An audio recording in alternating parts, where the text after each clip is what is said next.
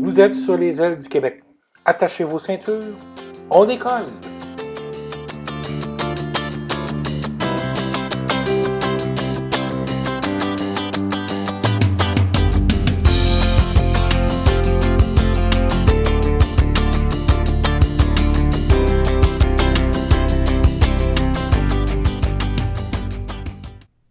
Bonjour et bonne année à tous et à toutes. Mon nom est André Allard et je vous souhaite la bienvenue à ce nouvel épisode Les Ailes du Québec. Aujourd'hui, on va parler de la 220 et de ce qui s'en vient en 2022 pour ce programme d'avion-là d'Airbus.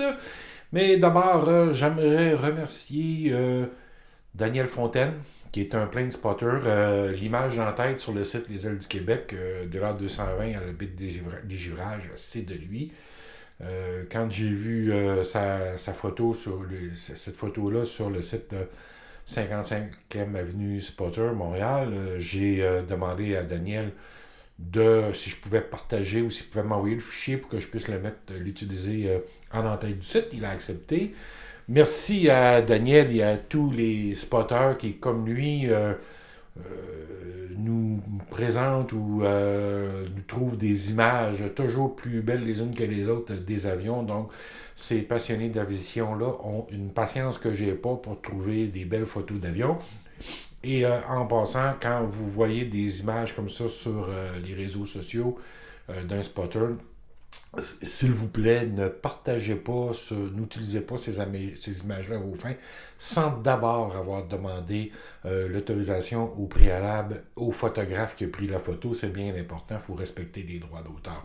En général, ils vont quand vous leur demandez gentiment et poliment, ils vont accepter de vous partager les fichiers très gentiment. Alors, merci à tous les plane spotters qui font toutes ces belles photos. Puis, rappel de la semaine. Si vous n'êtes pas déjà abonné, s'il vous plaît, faites-le. Hein? Vous cliquez en bas pour vous abonner. À ceux et celles qui l'ont déjà fait, je vous dis merci. Puis, si vous aimez l'épisode d'aujourd'hui, vous cliquez j'aime. Parce que plus il y a le clic j'aime, plus ça nous aide dans le référencement YouTube. En réalité, je ne vous demande pas la charité, simplement de cliquer j'aime généreusement. Alors allons-y, A220 en 2022. Qu'est-ce qui nous attend? D'abord, au moment où j'enregistre cet épisode-là, Airbus n'a pas encore diffusé ses résultats de livraison de 2021. Ça devrait se faire en début de semaine, probablement le 9 ou le 10, ça devrait être fait. Donc, dans le cas de la 220, on s'attend à 50 livraisons déjà faites. Et on est en augmentation de cadence maintenant pour aller à 6 par mois dans la première moitié de l'année 2022. Et en théorie, on devrait être capable chez Airbus d'augmenter à 7 par mois avant la fin de l'année. C'est l'année de transition au niveau de l'organisation de la production, donc c'est l'année de lancement de la préfale. Il y a des fuselages d'arrivée dans la préfale, on a commencé, et là on commence à faire le transfert. Entre autres choses, les assembleurs électriques, probablement, qui vont sortir de la ligne d'assemblage finale et qui s'en vont à la préfale. Donc, il y a beaucoup de choses qui vont changer à ce niveau-là dans l'organisation de la production de l'A220 cette année. C'est ce qui va permettre après ça d'accélérer les cadences de production et de monter jusqu'à 14. Donc ça, c'est les choses qui vont se passer, là, qu'on va voir, dont on va entendre parler. En théorie, Airbus devrait faire une inauguration officielle de la préfale, mais on ne sait juste pas quand ça va se faire et si ça va être via un événement Zoom ou en présentiel pour les journalistes. Évidemment, règles sanitaires obligent, ça se peut que ça se fasse en Zoom ou ça se fasse pas qu'on puisse pas y assister en direct. Malheureusement, j'avais bien hâte de voir comment allait être organisée cette préfale-là, mais la pandémie en a décidé autrement. C'est ça, et ça va demeurer en 2022, ça va demeurer la priorité d'Airbus, là, la préfale. Maintenant, qui dit, ça n'empêche pas Airbus d'avoir d'autres priorités, de continuer à faire du développement en parallèle et d'améliorer le produit. On se rappellera que le monsieur David Neilman, donc le fondateur de Breeze Airways, client de longue date d'Airbus, grand fanatique, grand fan de l'A321 LR XLR et qui demande, dans le cas de l'A220-300, une version LR, donc allongée à 4000 milles nautiques, qui donnerait véritablement une capacité transatlantique à l'A220. Est-ce que... Puis Airbus a dit travailler avec ses clients, mais on n'est pas très vocal chez Airbus à propos de ce développement-là. On ne sait pas si ça va se faire et quand ça va se faire, mais probablement que c'est à l'étude ou c'est sur le rond du poil, comme on dit, mais à l'arrière. Là, c'est quelque chose qui devrait s'en venir.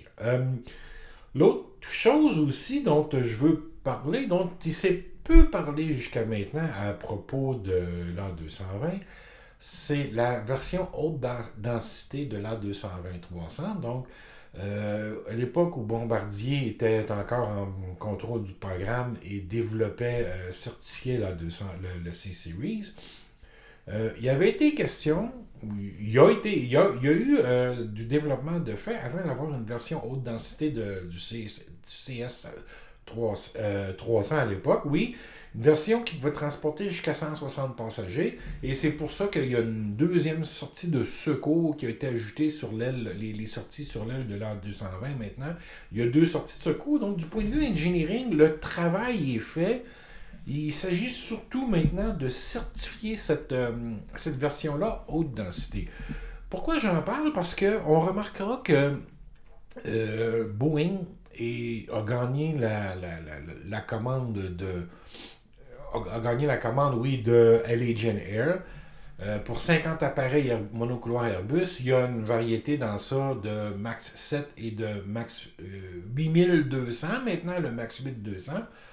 Et on constate Boeing travaille fort à pousser le Max 7. On ne veut pas en faire une version orpheline ou qui sera opérée isolément. Puis on voit chez Boeing l'intention d'opposer le Max 7 à l'A220-300. Évidemment, le Max 7 est plus pesant que l'A220-300, mais en même temps, il peut qu'en transporter jusqu'à 157 passagers. En ayant une version haute densité pour les transporteurs à bas prix, comme et Allegiant d'ailleurs, on aurait un produit à offrir chez Airbus qui serait aussi compétitif, sinon plus que le Max 7. La question ici est de savoir est-ce qu'il y a de la demande pour ça, et on pourrait rapidement, du côté d'Airbus, amener cette version-là sur le marché. La question ici, on parle beaucoup de la disponibilité et des délais de livraison. C'est sûr que si vous regardez en ce moment les délais de livraison, la capacité de livraison de l'A220, ça semble plus ou moins limité, mais il ne faut pas oublier qu'on est en augmentation de cadence chez Airbus, donc il y a des créneaux qui vont se libérer au fur et à mesure que la production va s'accélérer. Quand on va et le carnet de commande n'est pas si énorme que ça, on n'est pas 5-6 ans, 7 ans, on n'a pas 7 ans de production à pleine capacité derrière nous, donc il y a des créneaux de livraison à moyen terme qui se libèrent. Donc, est-ce qu'Airbus va être capable de répliquer au Max 7 avec l'A220-300 XP? C'est une question à regarder et à bien évaluer. Maintenant, il ne faut pas oublier que, oui, à court terme, là, il ne sera pas possible de livrer des 300 XP. Il ne serait pas possible d'en livrer cette année ou même en 2023. On parle de 2024, 2025 et au-delà. Mais c'est une option intéressante. Cette année, il faut s'attendre à ce qu'Airbus livre à peu près 66 A220. Je sais, on est en augmentation de cadence, on est à 6 par mois, en théorie 72. Mais oublions pas, il peut survenir, on a modifié la chaîne d'approvisionnement, pas la chaîne d'approvisionnement, mais la chaîne de montage, on a tous les fabricants qui ont une incertitude au niveau des chaînes d'approvisionnement. Donc, moi, je m'attends à 66 appareils par mois et non pas 72 ou même 80 comme on pourrait penser étant donné l'augmentation de cadence. C'est plus en 2023 que ce genre de choses-là va être réalisable. Maintenant, A220-500, ça c'est le... c'est ce dont tout le monde parle.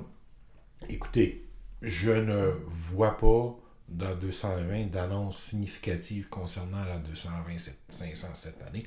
Je sais que tous les médias vont en parler, je sais que vous allez avoir ce gros titre-là apparaître souvent parce que ça fait vendre des clics, mais non. Il n'y aura pas de 220-500 cette année, et je m'explique. Si vous allez sur le site, l'excellent site ABCD List, et d'ailleurs là, vous avez le lien dans les notes de l'épisode pour ceux qui voudraient aller voir, ABCD List fournit a une très bonne mise à jour des avions livrés pour le programme A220. Vous avez alors j'y vais d'ailleurs, j'ai oublié d'y aller. Et ABCD List fournit la liste détaillée de tous les avions. OK.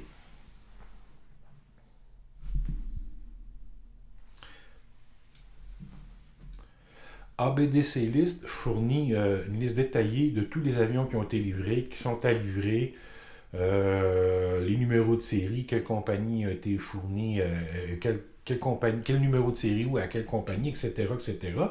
Et quand vous allez dans le bas du site, vous avez une liste des clients qui ont reçu et des avions livrés, le total d'avions livrés, puis on remarquera, il y a 14 clients en ce moment qui opèrent la 220 et il y a 193 appareils de livrés. Donc, on va arriver à la fin de 2022 avec 250 appareils en service.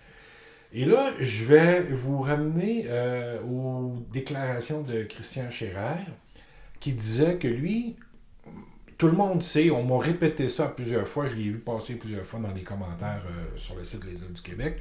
M. Scherer a dit, c'est pas une question de savoir s'il y aura un A220, mais plutôt de savoir quand. Et le quand est important.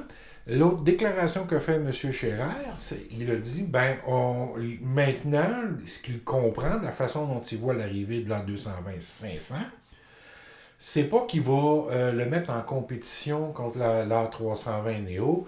Pour M. Scherer, l'A220-500, c'est un complément au 300, donc c'est au client qui opère l'A220-300 qui va être offert en premier. En ce moment, il y a, comme je disais, il y a 14 clients seulement qui ont l'A220-300 et il y a seulement 150 appareils du type de l'A220-300 en service. Ce n'est pas une base des clients assez large pour offrir l'A220-500 en ce moment. Donc, je répète ce que je dis depuis un certain temps. Il faut élargir la base des clients. Et à mon avis, tant qu'on n'aura pas environ 25 clients avec 400 appareils en service, ça ne vaut pas la peine pour Airbus de développer la 220-500 ou d'annoncer la 220-500 parce que tout ce qu'on fait, c'est développer un avion qui va rentrer en compétition à ce moment-là avec la 320 Neo parce qu'il n'y a pas assez de clients de la 220-300. Donc, chez Airbus, on va attendre. Donc, 2022, 2023, 2024, oubliez la 220-500. C'est une question de temps et c'est correct de ne pas le lancer, d'avoir... ce que M. Scherer a fait, il a agité l'idée de lancer la 220-500. Il a intéressé les compagnies aériennes. Maintenant, il s'agit de faire grimper l'intérêt, de lancer les discussions, d'avoir les discussions nécessaires avec les compagnies aériennes afin justement de faire monter l'intérêt. Puis ça fait monter l'intérêt pour la 220-300 aussi. Parce qu'on peut dire, oui, regarde, un jour, on va le lancer, mais prends le 300 maintenant, c'est ce que tu as besoin, puis dans 4 ans, dans 5 ans, quand tu auras besoin de plus gros, on t'offrira le 500. Donc, c'est un peu la stratégie chez Airbus. Donc, je vous rappelle d'être patient avec le 500. Ne nous énervons pas. Maintenant, comment devenir, là, j'ai pu écouter les succès d'Airbus en fin d'année font en sorte qu'on a comme passé les grosses commandes potentielles. Donc, ça va être beaucoup plus tranquille en début de 2022. On va laisser passer cette cinquième vague de la COVID-19 avec l'Omicron qui affecte toujours les compagnies aériennes. Donc, ça ralentit un petit peu les ardeurs. Donc, d'après moi, le premier 6 mois de 2022, côté commande et rumeurs, ça risque d'être faible, tranquille, et ça va reprendre en deuxième moitié. Donc, on ne s'énerve pas avec ça. Soyons calmes. Les compagnies de location ont acheté beaucoup d'appareils, ce qui veut dire que maintenant, les petites compagnies aériennes, les petits opérateurs qui cherchent 2-3 appareils, vont pouvoir se tourner vers les compagnies de location, donc les compagnies de crédit bail pour faire des acquisitions. Donc, ça aussi, là, ça va venir nourrir la chaîne de montage d'Airbus. Puis, graduellement, ça va monter aussi le nombre de clients qui opèrent le type. Donc, ça, d'après moi, c'est ça. Et s'il y a d'autres commandes, ça risque d'être cette année, ça risque d'être les compagnies de location ou de crédit bail qui commencent à s'intéresser au type. Donc voilà ce que j'avais à dire pour cet épisode, pardon. Et j'espère que vous l'avez aimé. D'ailleurs, si vous êtes rendu jusqu'à la fin de l'épisode, c'est parce que forcément, vous l'avez aimé. Alors, je vous remercie beaucoup de votre attention. Je vous rappelle que de regarder les vidéos sur YouTube seul à la maison, ça rencontre les règles sanitaires. Donc, vous pouvez aller voir d'autres vidéos si vous ne les avez pas vues, les épisodes d'avant. Alors, je vous remercie beaucoup, puis je vous dis à la prochaine.